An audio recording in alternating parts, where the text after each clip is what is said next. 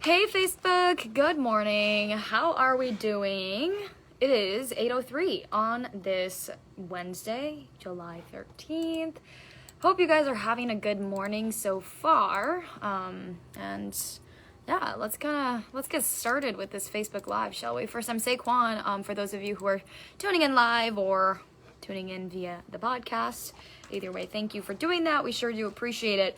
We wanted to let you know that today, Grand Forks County deputies are going to be picking back up a search for a girl and an adult who went missing from a campground on the Grand Forks Air Force Base.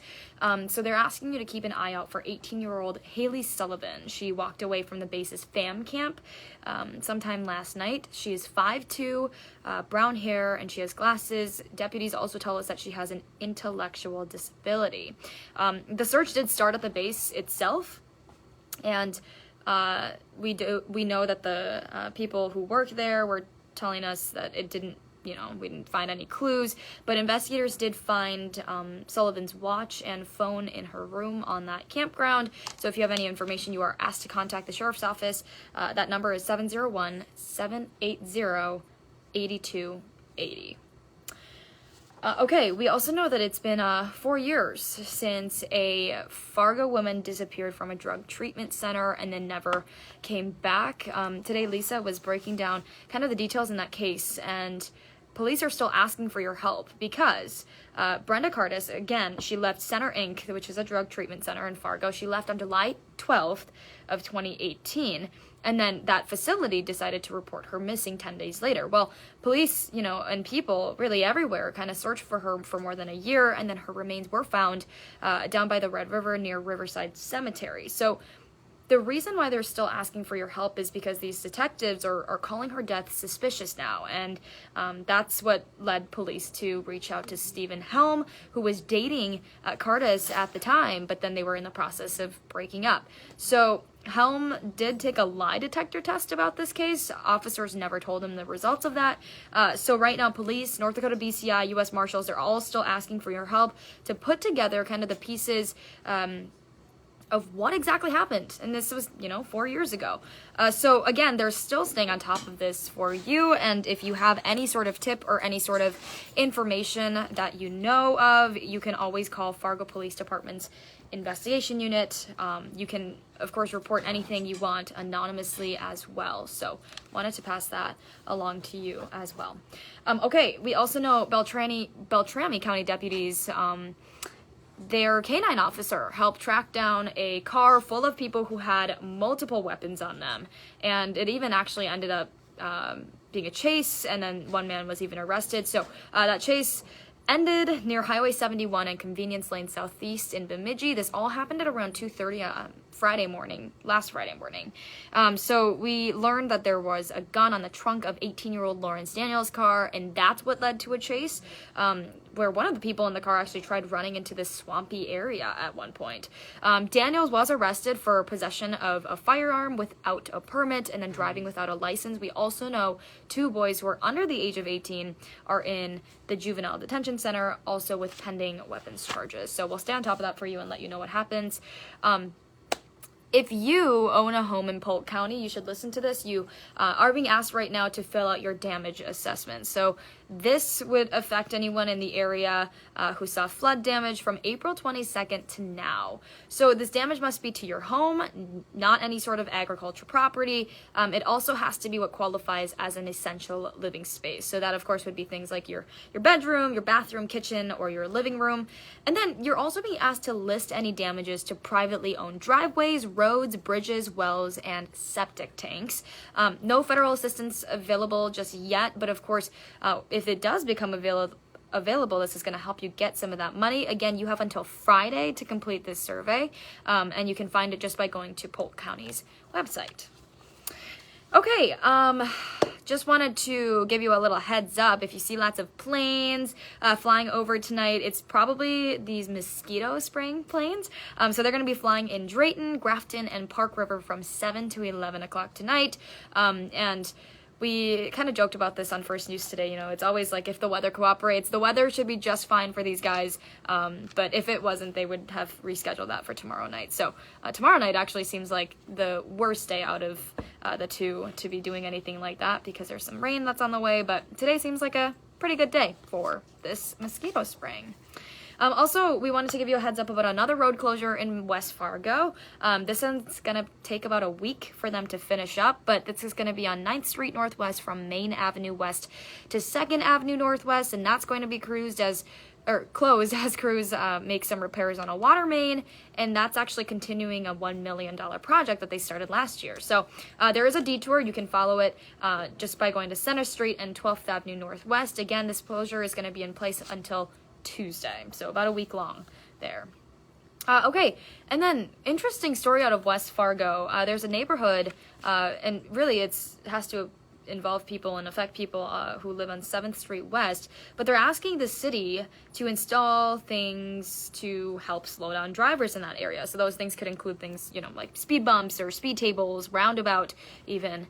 But 7th Street, if you're not familiar with that area, we kind of had to take a closer look at that map today. It's just off of Highway 52 and Cheyenne Street, think right behind the Hornbachers.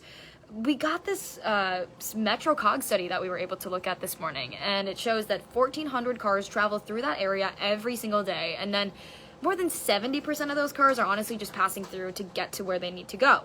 Well, city staff did present 3 different options that ranged from $150,000 to $270,000, and now people can, you know, people can petition the city to pick one of those options.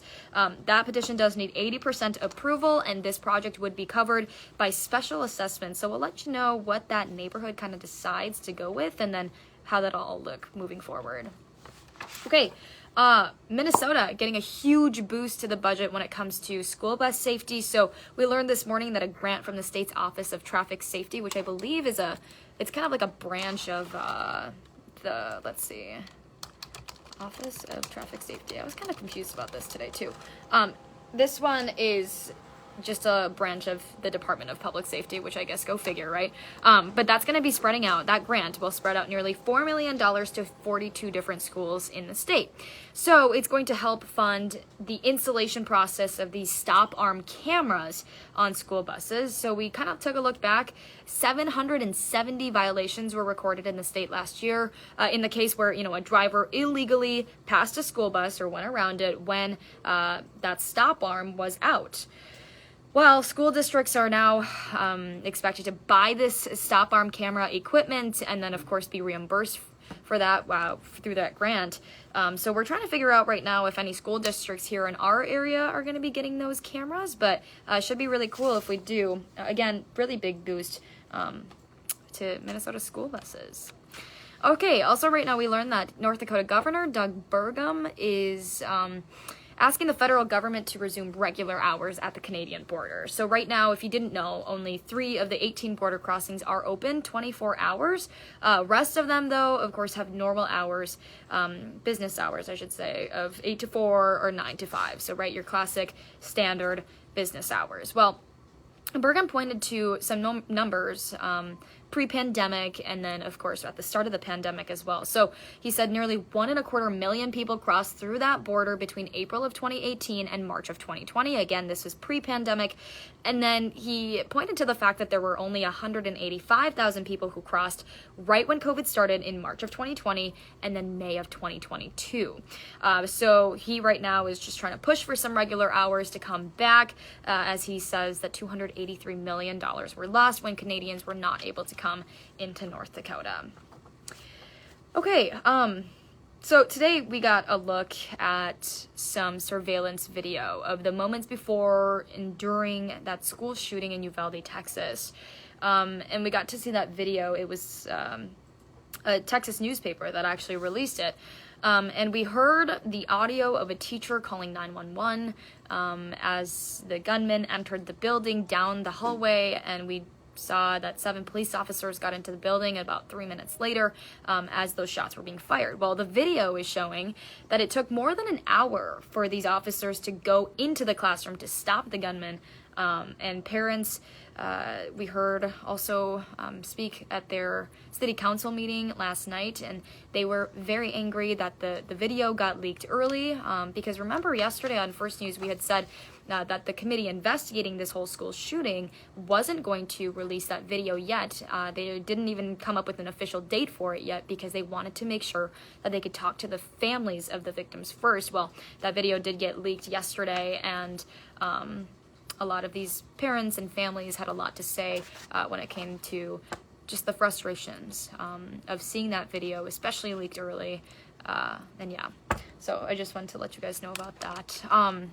We also know that the U.S. Justice Department, they have created a reproductive rights task force. So just 4 days ago, President Joe Biden did sign an executive order protecting abortion rights and then called on the DOJ to take action. So this group is going to be keeping an eye on state and local legislation and enforcement that might, of course, take away the ability to seek some sort of reproductive care. It's also going to be working to safeguard access to things like medication, abortions, and emergency contraception, and protect patient privacy. Also, lastly, in our national level of stories, we wanted to let you know that the House Select Committee investigating the insurrection did notify the Justice Department of an alleged attempt by the former president, Donald Trump, to contact a committee witness. So we heard about this from Vice Chairwoman Liz Cheney, who made that allegation during the hearing yesterday. She says that the witness isn't featured in these presentations, and their identity right now is being kept a secret outside of the committee and, of course, the DOJ. Well, Cheney says that the person didn't answer that call from Trump or respond in any matter. Instead, they actually contacted their lawyer. So it's not clear yet if that allegation would amount to witness tampering, which is actually a federal crime. So we'll stay on top of that for you and let you know what happens. Okay, Hot Mic, Dom Izzo, 9 to 11, WDAY Extra. I say this every day, but you guys already knew that. Dom, what are you talking about today? Morehead's best football player made a decision yesterday. He's going to be on the show. Ooh, so Morehead's best football player made a decision. Big news, especially for all of you local. Sorry, I keep looking at the side. My camera is flipped a little bit, so I've been very thrown off. But yeah, make sure you go join Dom on his show this morning, 9 to 11, WDAY Extra, and InForum.com. Should be a fun one. All right, InForum.com, you can just type that in, /subscribe, add that to the end, and you can get a deal right now where you can get unlimited access to everything that website features, our website, and you can just do that for $2 a month for your first 6 months. So, actually, let me double check on that. It's always changing, so I just want to make sure I'm giving you the right info before I just start blurting things out here. $2 a month, and it looks like they haven't necessarily updated that in here either. But $2 a month, unlimited access, and let's see, that's going to be for your first 6 months. So, okay, so the deal is, okay, let me just recap it for you. Someone just asked, not 99 cents anymore. That is no longer the case. It is now $2 a month for your first 6 months to get access to everything. Okay, I hope that was enough explaining. I'm sure I lost you guys at some point there, but all you have to do that is just type in inforum.com/subscribe. I think that might have been the longest explanation of that deal I've ever done in my life, but hopefully you guys got the point. Let me know if you have any questions. You can always message me, but yeah, okay, we have news, 4, 5, 6, 10, and 10. Make sure you join us on the news leader for that, and then First News is back on tomorrow morning from 5 to 7. Hope you can join us. Have a good day, stay cool, and enjoy the nice weather. All right, bye.